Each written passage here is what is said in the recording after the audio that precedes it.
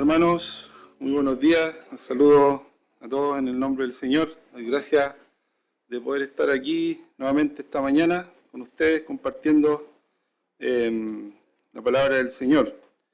Y bueno, se ha estado siguiendo un estudio, ¿verdad?, acerca de las marcas de una iglesia sana. Y hoy nos corresponde hablar acerca de esto, del discipulado y el crecimiento espiritual. El discipulado y el crecimiento espiritual.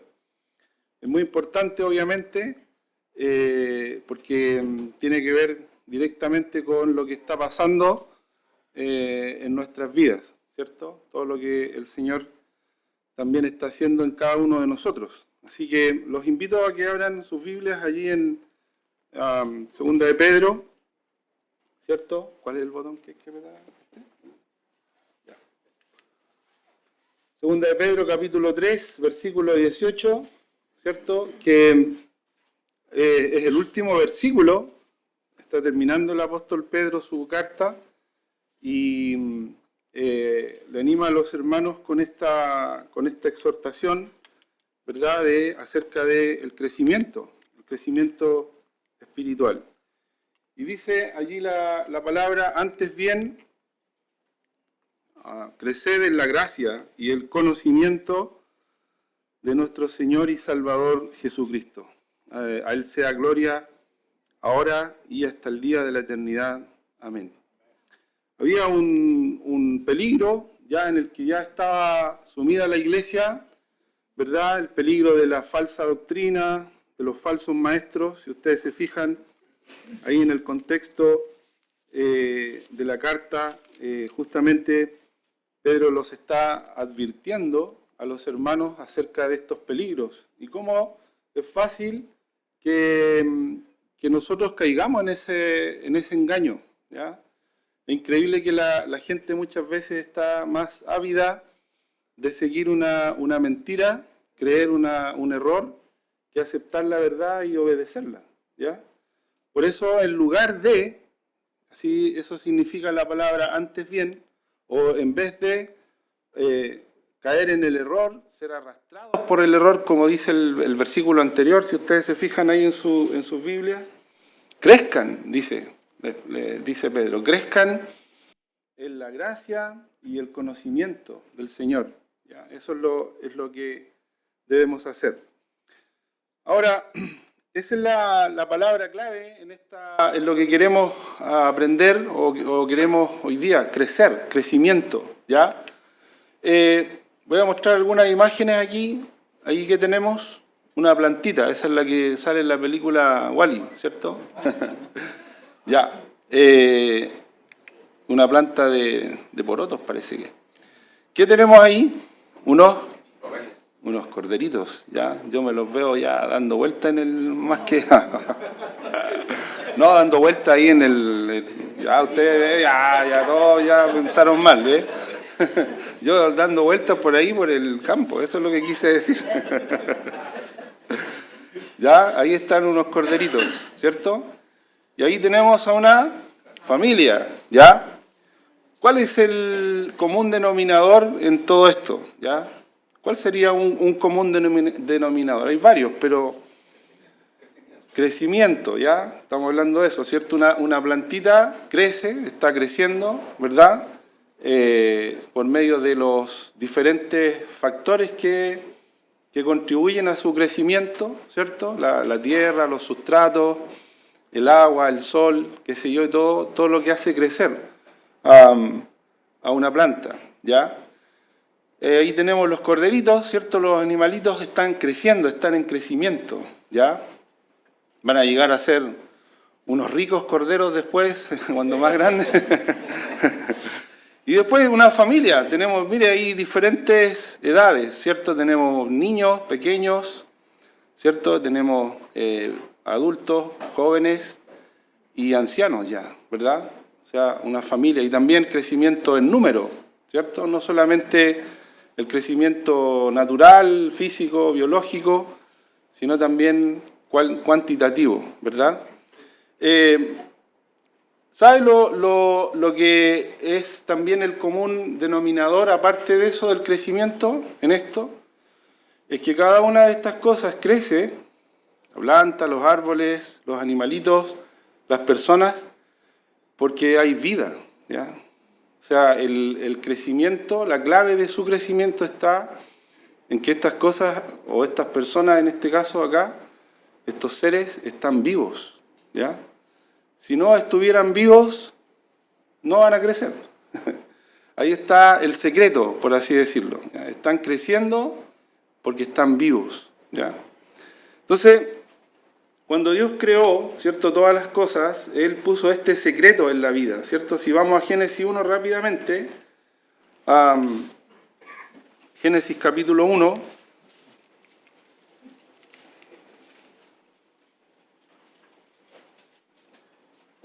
y dice, por ejemplo, en el versículo 11 y 12, que el tercer día Dios creó todas las plantas, los árboles, ¿cierto? Y les dijo, produzca la tierra, versículo 11, hierba verde, hierba que dé semilla, árbol de fruto que dé fruto según su género, que su semilla esté en él sobre la tierra, y fue así. Produjo pues la tierra hierba verde, hierba que da semilla, según su naturaleza, y árbol que da fruto, cuya semilla está en él según su género, y vio Dios que era bueno, fue la tarde y la mañana, el día tercero, ¿ya? Entonces Dios le ordena a su creación, ¿verdad?, que produzca, y que produzca semilla, o sea, que se siga multiplicando, ¿no? Que la vida continúe, que esa misma vida que Él estaba poniendo en cada una de esas plantas iba a ir generando una nueva vida, ¿verdad? Y gracias a Dios por eso. Si no, imagínense cómo lo haríamos para seguir teniendo las plantitas, los árboles, las frutas y qué sé yo, todas las cosas que disfrutamos de la creación del Señor. Después en el día quinto, ¿cierto? Versículos 20 al 25, Él creó todo el reino animal, ¿verdad? Y lo mismo, si ustedes se fijan, allí les dice en el versículo 22, y Dios los bendijo a todo el reino animal, ¿cierto?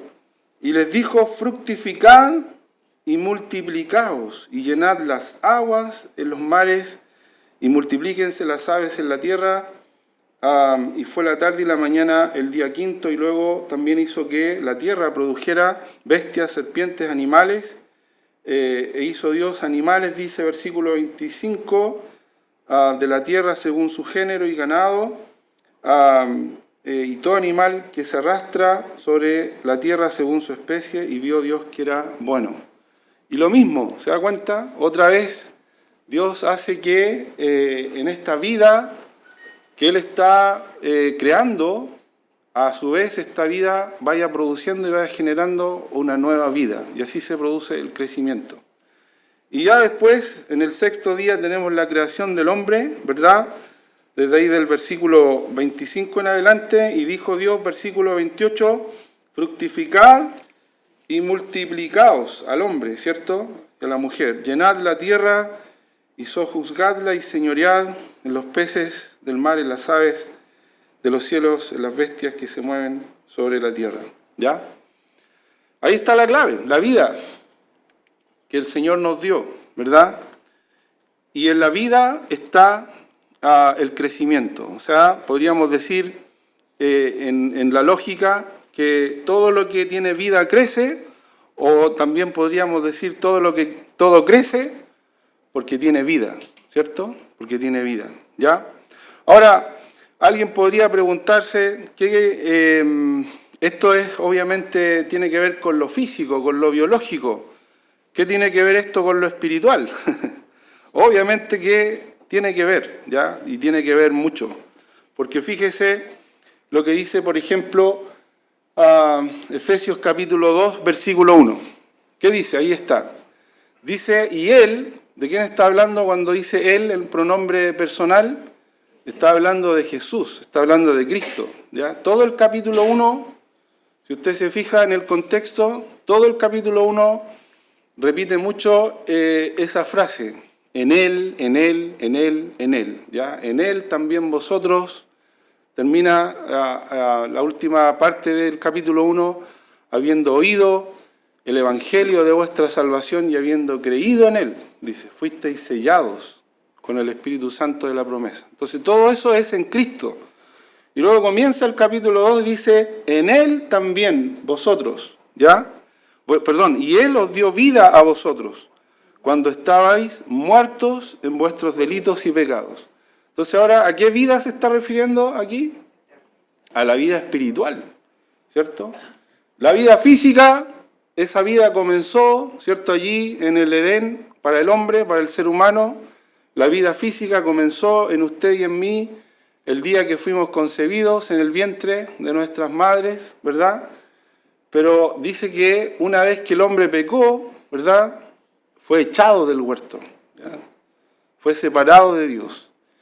Y de ahí en adelante todos los seres humanos hemos nacido fuera del huerto.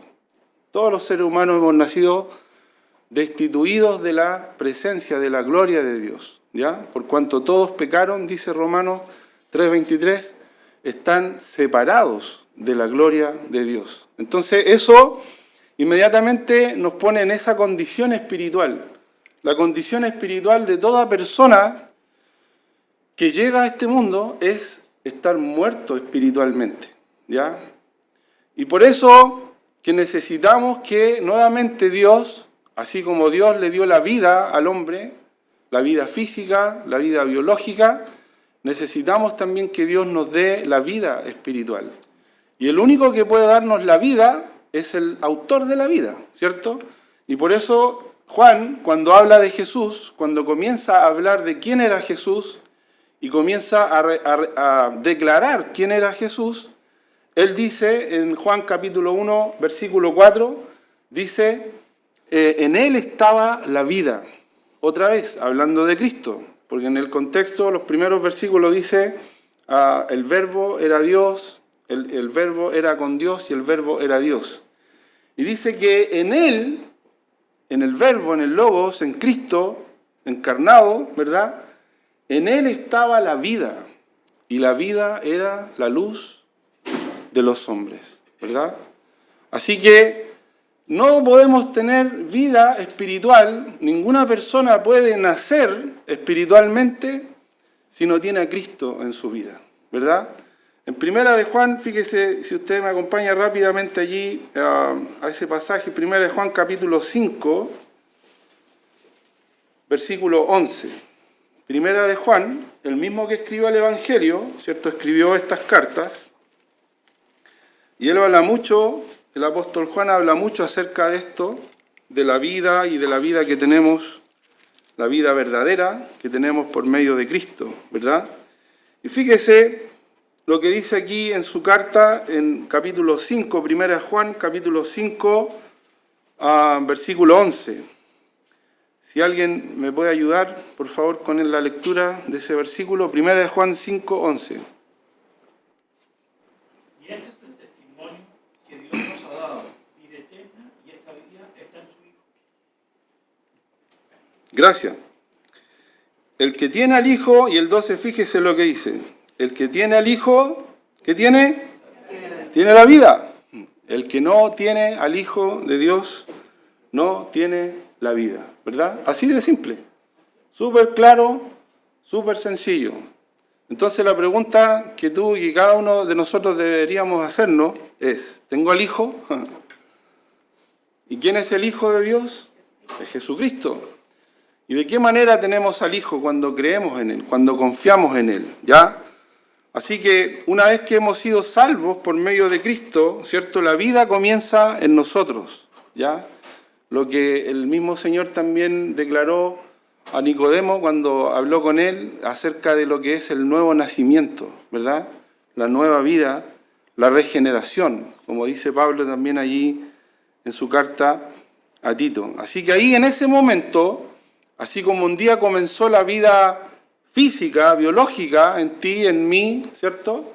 Y la vida empezó a demostrarse por medio de que tú crecías, ¿cierto? Si uno no crece cuando es niño, cuando es chico, los papás se preocupan, ¿cierto? Yo tenemos un amigo ahí, un vecinito, y una vez fue a la casa y entonces dijo que le estaban dando Ensure Advance, o Ensure, no sé, algo así, Pediasure le estaban dando, para que creciera. Ya, bueno, te hace falta harto más, parece. Entonces los papás se preocupan, ¿no? Cuando ven a los hijos que no crecen, ¿ya? A Messi, ¿cierto? Dice que cuando lo llevaron a jugar al Club Barcelona le hicieron todo un tratamiento, una cosa pero espectacular, ¿cierto? Con, qué sé yo, gastaron millones de dólares a ver si lo hacían crecer y no hubo caso, no había para qué, ¿ya? Entonces, pero si usted ve que su hijo algo le pasa, ¿cierto? Y no está creciendo, se preocupa, ¿verdad? Y trata de hacer algo para que se produzca lo que debiera ser lo normal, lo natural, ¿verdad? Que crezca. Bueno, en el sentido espiritual es lo mismo, hermanos, ¿ya? El Señor nos ha proporcionado todos los factores, ¿cierto? Todas las cosas que nosotros necesitamos para nuestro crecimiento espiritual. Pero el crecimiento no surge o no viene de por sí solo, ¿ya? Algo o alguien tiene que producir ese crecimiento. Y la Biblia dice, fíjese en ese versículo, en 1 Corintios capítulo 3, versículo 7, ¿cierto? Dice que, ¿quién da el crecimiento? El crecimiento lo da Dios, ¿ya? Es decir, Dios es quien nos proporciona todo lo que necesitamos para nuestro crecimiento espiritual. Aquí Pablo está hablando también de la labor que ellos tuvieron como maestros espirituales de la iglesia, ¿cierto?, en Corinto, pero Pablo quiere poner el énfasis, el acento en quién realmente es quien hace la obra para que nosotros podamos crecer finalmente. Dice, yo planté, Apolos regó, es decir, cada uno tuvimos una parte en el proceso. Sin embargo, el que hace la obra realmente en nosotros es Dios. El crecimiento lo da Dios, ¿verdad? Entonces eso es lo que más importa, porque el Señor está haciendo esa obra en nuestra vida, ¿verdad? Entonces, como leíamos allí en 1 Juan, Dios nos da la vida, ¿cierto?, por medio de su Hijo, y ahí está el secreto, ¿ya? En esa vida espiritual, esa vida eterna que el Señor produce en nosotros por medio de su obra redentora. ¿Ya? Ahora, obviamente, aquí tenemos que entender que en este proceso de crecimiento hay una verdad fundamental. ¿Y cuál es? Es lo que dice esto. Mire, el crecimiento está en la vida la da Dios por medio de Jesucristo, y el crecimiento es un proceso. Fíjese lo que dice Filipenses 1:6. Estoy seguro, es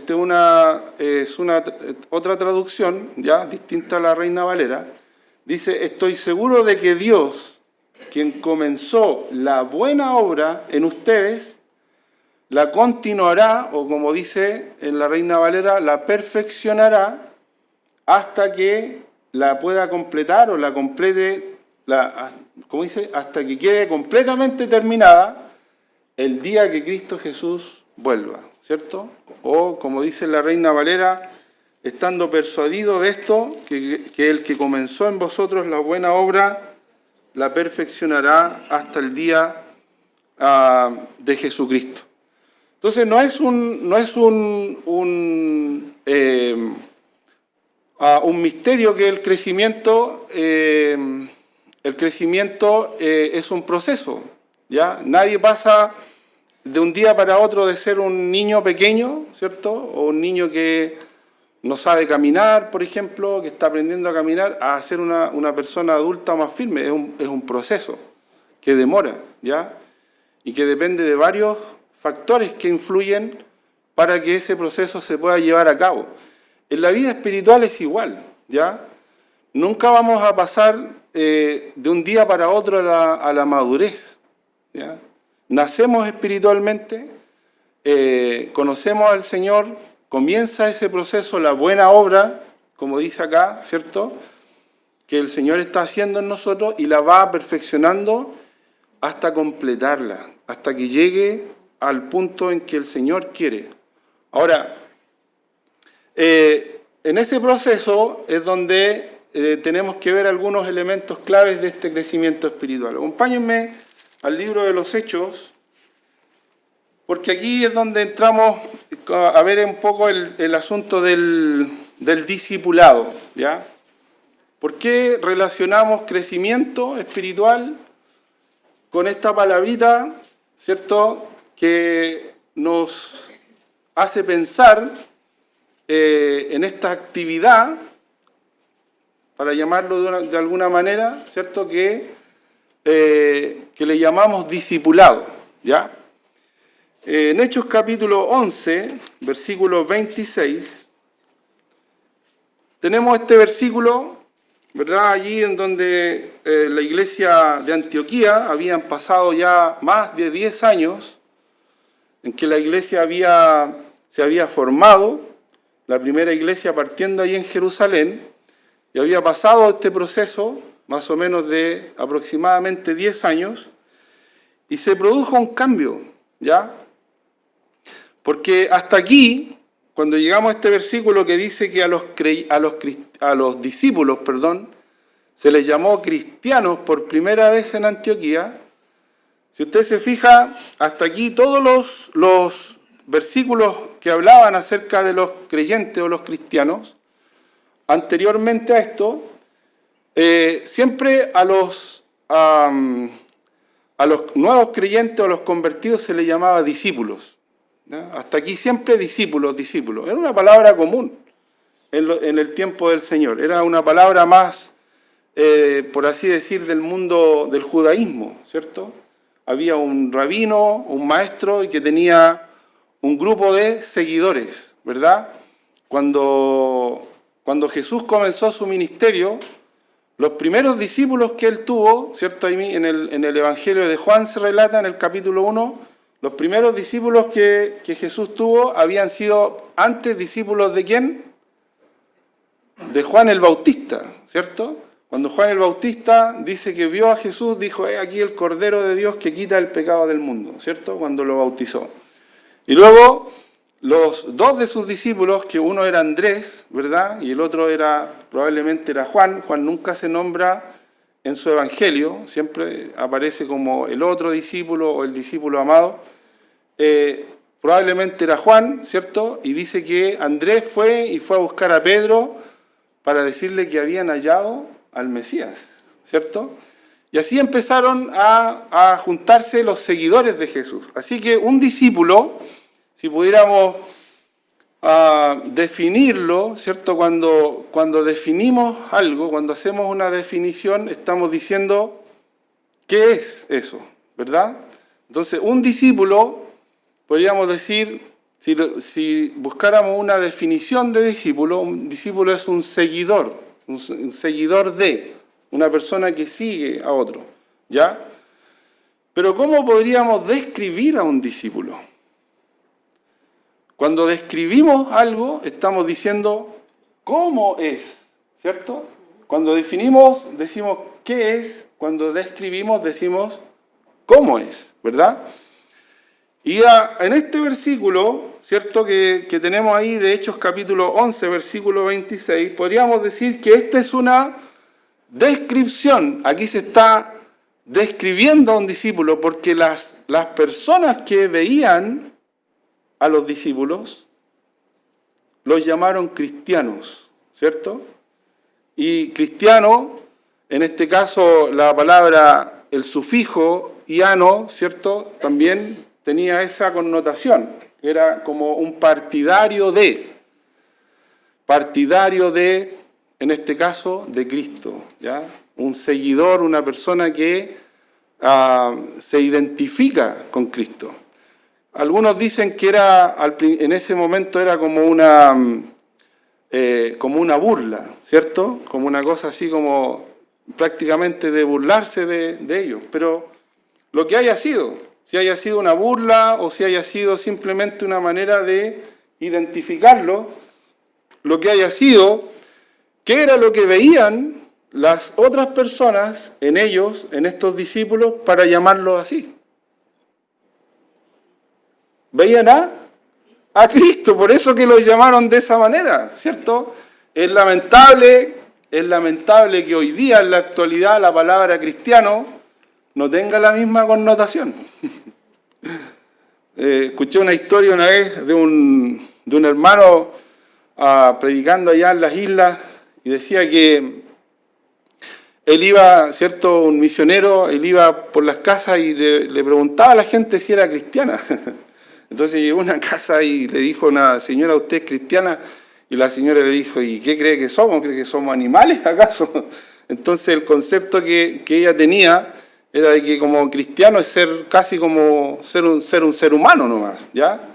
Entonces, obviamente que no tenía idea realmente lo que era ser un cristiano, ¿verdad? Un cristiano como dice la Biblia que debiera ser un cristiano, ¿ya?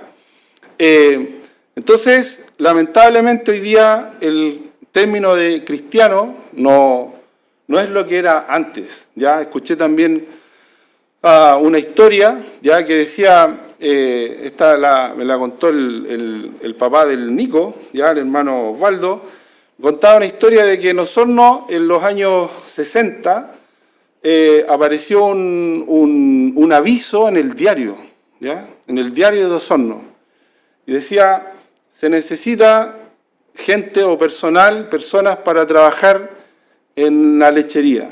Y decía un inciso así como destacado, de preferencia cristiano evangélico. ¿Ya? Mire, qué interesante. Si hoy día a lo mejor esa misma persona pusiera el mismo aviso, capaz que diría el destacado, de preferencia que no sea cristiano, que no sea cristiano. Lamentablemente, nos reímos, pero debiéramos a lo mejor más, en vez de reírnos, lamentarnos, ¿ya? Como una persona que dijo por ahí una vez un chico, que bueno que en mi universidad nadie sabe que soy cristiano. Entonces debiera ser al revés, ¿verdad? Ojalá que todos se enteraran de que soy cristiano. ¿Por qué pasa eso? ¿Por qué esa contradicción? Es porque algo no está funcionando bien, ¿no es cierto?, en nuestra vida. ¿Cuáles son algunos elementos, como dice allí, elementos claves de nuestro crecimiento espiritual que podemos observar aquí en este versículo? Fíjese, ¿qué es lo que llevó finalmente a este resultado? Porque lo que vemos aquí en este versículo, en Hechos 11:26, como dice el pasaje, leámoslo ya de una buena vez, dice, y se congregaron allí todo un año con la iglesia, se está refiriendo a Saulo y a Bernabé, ¿cierto? Se congregaron allí todo un año con la iglesia, dice, y enseñaron a mucha gente. Y a los discípulos se les llamó cristianos por primera vez en Antioquía.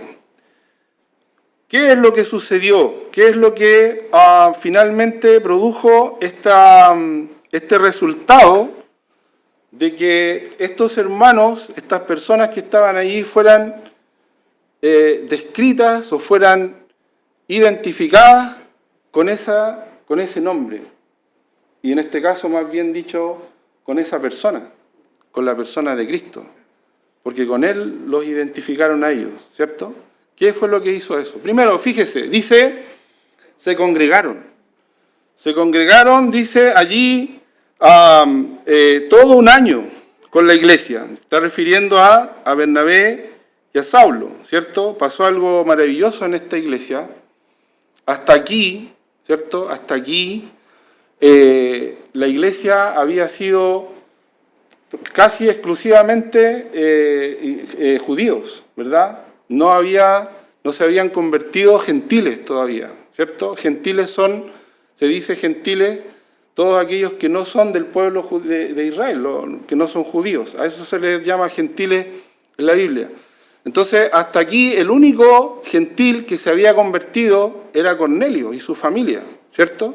Había sido una excepción. En el capítulo 10, aquí mismo en este libro, se va relatando esa situación, ¿verdad? Cuando Dios se le aparece con una visión a Pedro, ¿cierto? Y lo envía que vaya. Primero se le aparece a Cornelio, manda a buscar a Pedro y después se le aparece a Pedro para que vaya finalmente donde Cornelio. Y ahí se produce esta cosa maravillosa en que el primer gentil se convierte, después de años, imagínense. ¿Y cuál había sido el mandato del Señor desde el principio? Vayan a todas las naciones, a todas las etnias, a todos los grupos étnicos. Él quería que, siempre fue el deseo de Dios. Nunca fue el deseo de Dios que la iglesia se quedara única y exclusivamente ahí en Jerusalén. Y después, con motivo de la persecución que hubo por la muerte de Esteban, ¿cierto? La iglesia tuvo que salir esparcida desde el capítulo 8, de hecho, dice que se produjo, que todos salieron, ¿ya? Se produjo una persecución y tuvieron que salir. El Señor mismo los empujó a salir. Y cuando comienza la historia, ¿cierto? Aquí de lo que pasó en Antioquía, que Antioquía queda mucho más al norte, ya en la región de Siria, ¿cierto? Al norte de Israel. Fíjese cómo comienza la historia de la iglesia de Antioquía. Se conecta con Hechos capítulo 8, cuando comienza la persecución. Versículo 19, fíjese. Dice, ahora bien, los que habían sido esparcidos a causa de la persecución que hubo con motivo de Esteban. ¿Se da cuenta? O sea, entre capítulo 8, donde comienza esto de la persecución, y esta porción, pasó todo lo anterior. Pasó que se convierte el eunuco que había venido, ¿cierto?, de allá, del norte de África, se convierte Cornelio y empieza a producirse como toda esta revolución espiritual, ¿verdad? El Señor está obrando. Hermano, ¿sabe? El Señor está más deseoso que nosotros mismos de que las personas se conviertan y se salven, ¿ya? Nosotros muchas veces, y lamentablemente, dejamos pasar oportunidades, ¿cierto?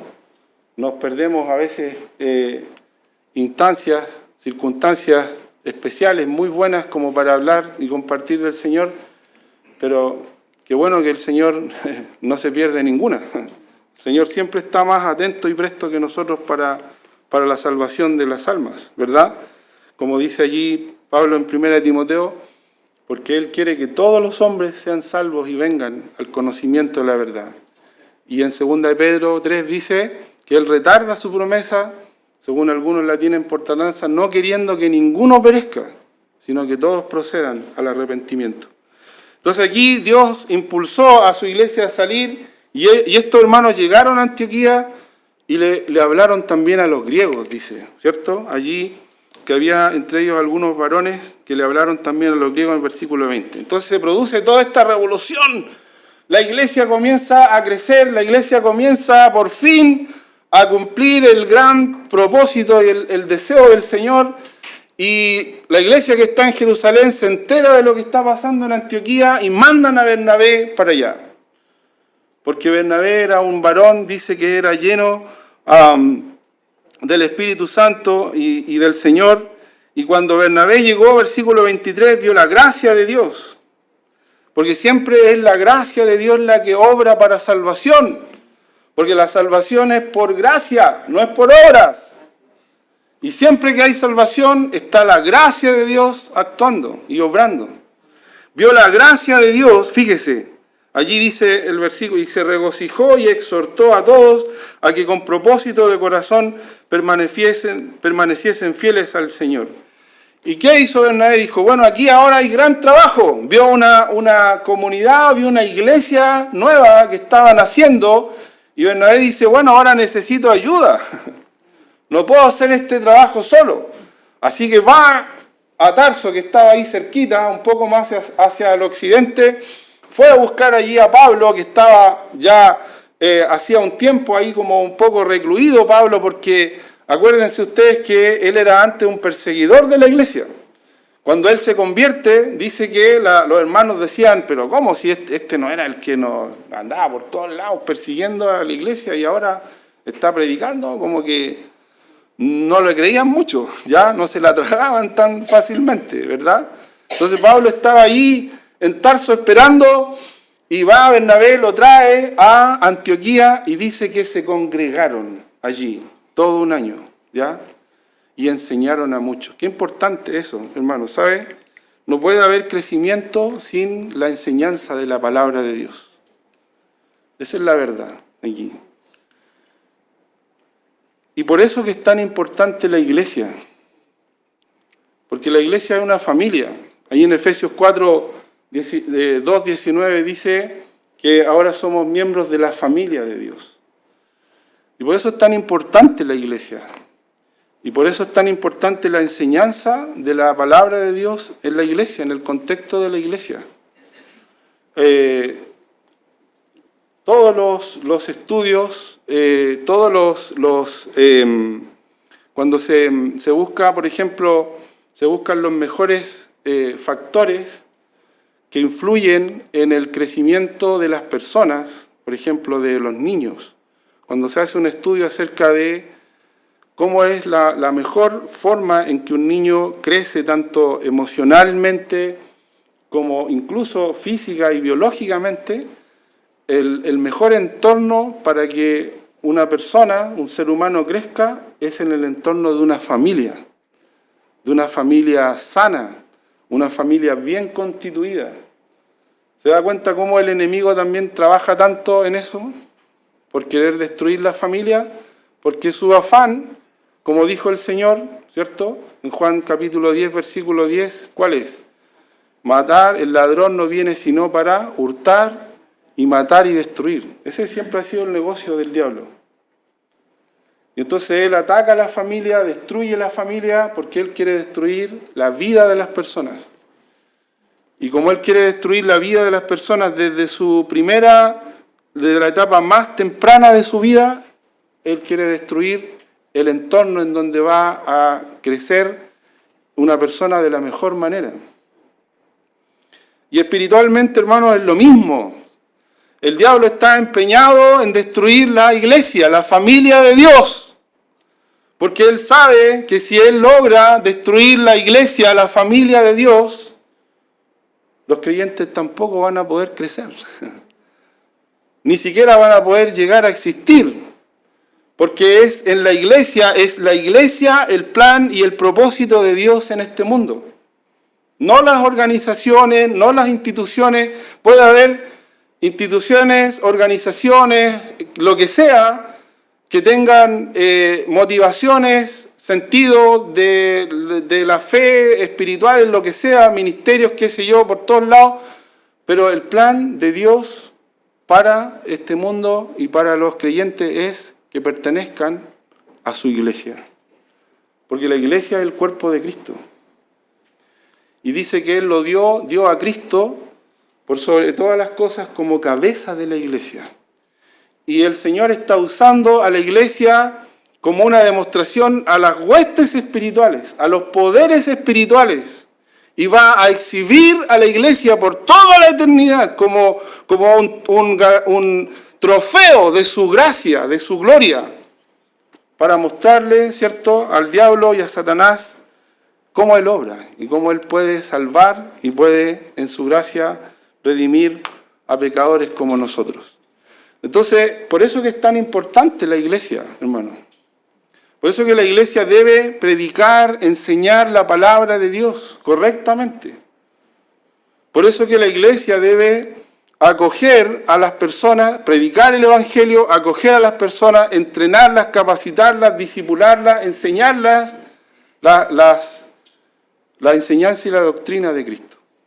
Eso fue lo que Él mandó desde el principio. Mateo capítulo 28.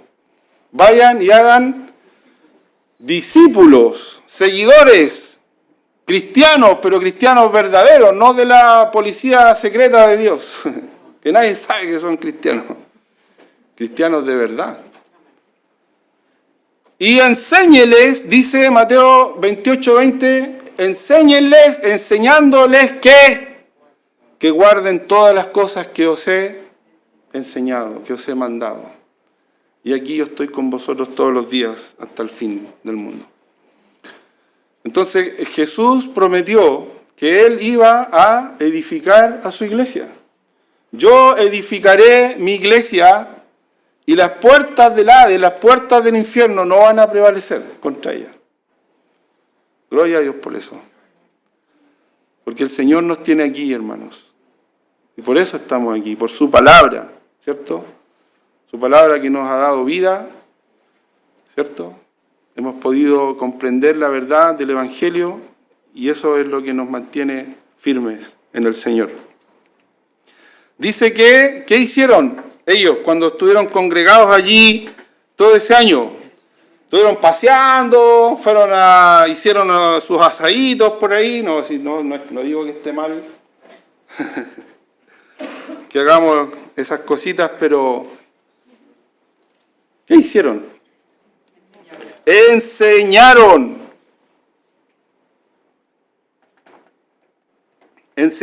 Mire, Efesios capítulo 4, versículo 11 en adelante. Es un pasaje extenso. No podemos verlo todo, obviamente, porque se lo voy a dejar como tarea para la casa. Y la próxima vez que venga la voy a revisar la tarea. Efesios 4, del 11 en adelante.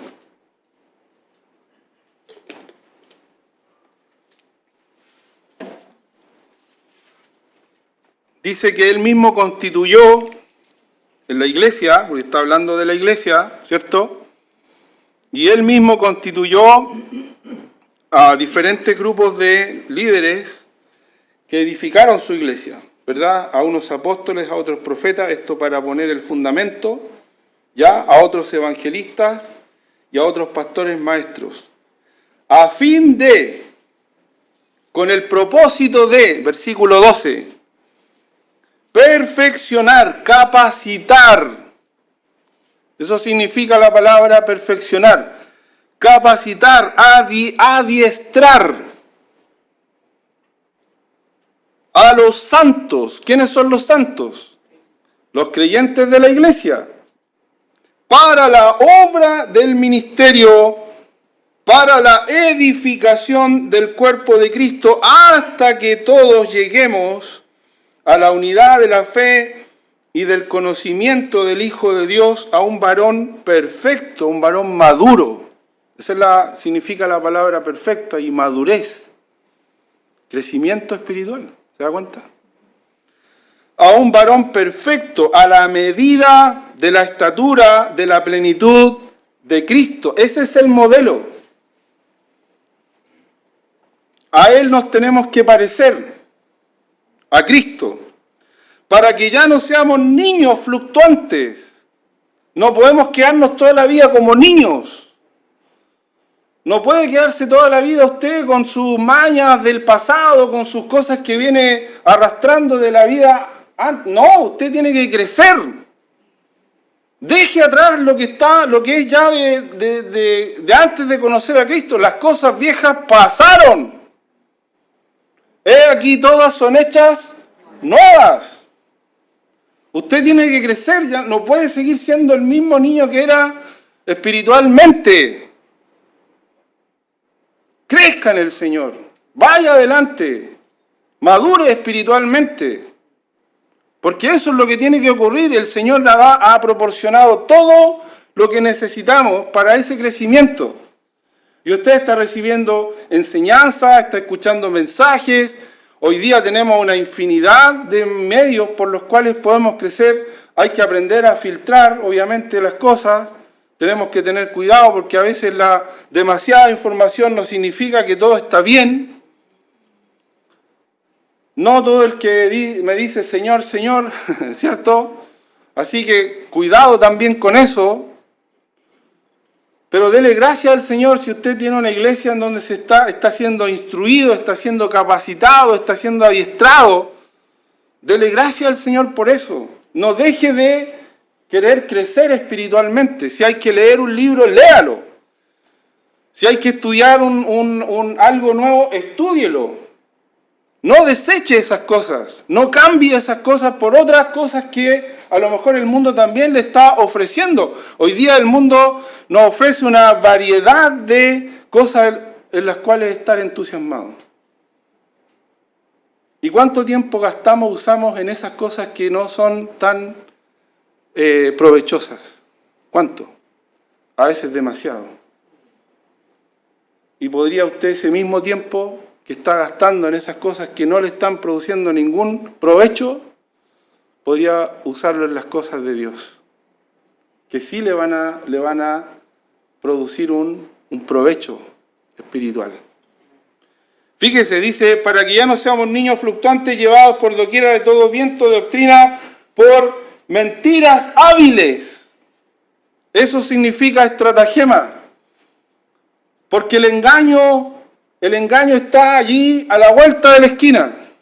Usted hoy día está con su celular y es un cúmulo de información que mucha de ella puede ser engañosa. Y fácilmente podemos caer, porque el enemigo es así, hermano. El enemigo es hábil para mentir. Recuerde que Jesús dijo en Juan capítulo 8, ¿qué era el diablo? El padre de la mentira. El padre de la mentira. Por estratagema de hombres que para engañar emplean con astucia las artimañas del error, sino que siguiendo la verdad en amor, crezcamos en todo, en aquel que es la cabeza, esto es Cristo. Y fíjese ahora lo que dice el versículo 16, porque aquí habla de la participación de cada uno de nosotros en esta función de crecer juntos. Dice, de quien todo el cuerpo bien concertado, el cuerpo no está hablando del cuerpo físico, está usando el cuerpo como una metáfora, como una ilustración, pero está refiriéndose a la iglesia, al cuerpo espiritual, de quien todo el cuerpo bien concertado y unido entre sí por todas las coyunturas que se ayudan mutuamente según la actividad propia de cada miembro, recibe su crecimiento para ir edificándose en amor. ¿Y de dónde partió todo? De aquellos que el Señor dio, aquellos que el Señor da a su iglesia para que la capaciten, para que la enseñen. Mire, Dios puso a estos hombres a enseñar y al cabo de un año, mire, empezaron 2 y Hechos capítulo 13, ¿qué dice? Empezaron 2 como maestros en la iglesia de Antioquía y al cabo de un año, mire cuántos habían, Hechos 13:1. Había entonces en la iglesia que estaba en Antioquía profetas y maestros. Bernabé, ya sabemos que estaba, ¿cierto? Él fue enviado y fue a buscar a Saulo, pero estaba también Simón, el que se llamaba Níger, Lucio de Cirene, Manaén, el que se había criado junto con Herodes el tetrarca, y Saulo. ¿Se da cuenta? O sea, al cabo de un año ya se habían reproducido en más líderes, en más hermanos, para servir al Señor. ¿Se da cuenta? Enseñanza, discipulado, crecimiento. Ahí está. Y todo en el seno de la iglesia, no afuera. A muchos hoy día le encanta buscar formas, maneras de hacer la obra de Dios como, no, es que la iglesia es muy fome. No, la iglesia es muy cuadrada. Bueno, esta no es cuadrada, es como medio raro el... No, la iglesia aquí, la iglesia tiene todas las pifias, todos los defectos. Y resulta que la iglesia somos nosotros. Es usted y yo, ¿sí o no? Pero no, hagámoslo, pero no, la iglesia no, porque la iglesia siempre anda ahí manipulando, los hermanos quieren meterla. No, si es la iglesia, hermano. Por más que le busque la vuelta, búsquesela por el lado que quiera, pero si lo hace así, usted se va a estar saliendo del plan de Dios. Tan simple como eso. Pero tiene que ser como el Señor nos mandó, ¿verdad? Entonces, ¿qué dice ahí? No veo. Estoy sacando la lente. ¿Ah? Ya, el resultado final. No, si lo hago adrede para ver si están despiertos. Porque... Dice que los identificaron a ellos. Los identificaron. ¿Cómo? Y ahí los llamaron cristianos a ellos. O sea, hubo un resultado. ¿Se da cuenta? Porque vieron en ellos algo. Vieron en ellos a Cristo. Y eso. Si eso es lo que tienen que ver en nosotros, hermanos. Eso es lo que debieran ver en cada uno de nosotros. Debieran ver a Cristo. Y no a otro. ¿Ya? Y no a otro. ¿Estoy creciendo en el Señor? ¿Estoy siendo un discípulo de Cristo para que otros vean en mí al Señor? Esa es la pregunta que debemos hacernos, hermanos queridos. Porque no puede haber crecimiento verdadero en nuestra vida sin la palabra de Dios, sin la familia de Dios, sin la palabra de Dios. No puede haber esta obra de Dios en cada uno de nosotros. Ahora, si Dios es quien da el crecimiento, y este crecimiento se produce por medio de la palabra, en la familia de Dios, ¿cuál sería mi lugar? ¿Ya? ¿Cuál sería mi función? ¿Tengo alguna función? ¿Tengo alguna responsabilidad o algo que hacer en todo esto? Claro que sí, por supuesto que sí. ¿Ya? Bueno, ahí está. Mire, esos son los otros 2 versículos a propósito, en donde aparece la palabra cristiano, en todo el Nuevo Testamento. Que solamente aparece 3 veces la palabra cristiano. ¿Ya? La siguiente es cuando este rey Agripa le dice a Pablo, Agripa no era porque estaba resfriado, era porque se llamaba así el rey, ¿no? Le dice a Pablo, por poco me persuades a ser cristiano, ¿ya? Es decir, como que son no tienen mucho valor tus razones. Y Pablo le dice, ¿no? Quiera Dios que por poco, por mucho, todos ustedes, los que están aquí, excepto estas cadenas, sean también cristianos, ¿cierto? Como yo. Y la otra es cuando Pedro le dice a los hermanos que no se avergüencen, ¿ya? No se avergüencen de ser cristianos, de ser llamados cristianos, que estén dispuestos a sufrir, que estemos aún dispuestos a sufrir si eso es necesario, ¿ya? ¿Cuál sería mi parte? Mire, Jesús habló en Mateo capítulo 7, usó la ilustración de 2 casas, ¿cierto? O más bien de 2 personas que construyen una casa. Y llamó a una persona, la persona sabia, ¿cierto? ¿Qué hace el sabio? ¿Por qué es sabio? Lo consideró el Señor porque construye su casa sobre la roca. Y comparó al que construye su casa sobre la roca a aquel que oye la palabra, ¿cierto? Dice, el que escucha lo que yo enseño y hace lo que yo digo, es como una persona sabia que construyó su casa sobre la roca, sobre piedra firme. Pero está también el necio, ¿cierto? Dice que el necio es el que escucha lo que él enseña, escucha la palabra, pero no hace lo que yo digo, ¿cierto? Y esa persona es la persona necia según el Señor. Y dice que finalmente el resultado es que es grande la ruina, ¿cierto? Su casa, cuando vienen las dificultades, los problemas, la adversidad, termina así, termina destruida. Ese es el necio. Entonces, hermano, ¿qué quieres ser tú? La pregunta, ¿quieres ser un sabio o quieres ser un necio? ¿Ya? No debería ser tan difícil la respuesta, ¿verdad? A esta pregunta. ¿Ya? Mira lo que dijo esta persona una vez, ¿ya? Dijo, si alguna vez te arrestaran por ser cristiano, interesante la pregunta, ¿no? ¿Habría suficiente evidencia para declararte culpable? Si alguna vez te arrestaran por ser cristiano, ¿habría suficiente evidencia para declararte culpable? Debemos pensar en esto, hermanos, ¿ya? En nuestra vida. Y si estamos creciendo, ¿cuánto tiempo llevas en el Señor? ¿Cuánto tiempo llevas en las cosas del Señor? Sin duda que hay muchas cosas que tienen que ser cambiadas, que tienen que ser perfeccionadas en nuestra vida. Y qué bueno que el Señor está haciendo una obra en nosotros. Y qué bueno que Él no se cansa.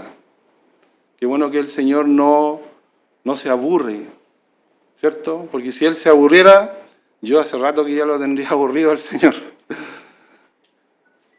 Pero gloria al Señor que Él no se aburre, no se cansa, ¿verdad? Y sigue haciendo su obra con amor, con paciencia, porque Él la comenzó y el que comenzó en vosotros la buena obra, la perfeccionará. Así que, hermanos, cada vez que haya una oportunidad de aprender, cada vez que haya una oportunidad de estudiar juntos, de asistir a una reunión en la que voy a ser edificado, de congregarme, como lo hicieron los hermanos de Antioquía, de escuchar la palabra de Dios para edificar sobre la roca que es Cristo, ¿cierto? Cada vez que haya una oportunidad de recibir y ser desafiados por el Señor, no te restes, aprovéchala, porque el crecimiento espiritual está directamente relacionado a la proporción en la que yo me someto, escucho al Señor y me someto a su palabra.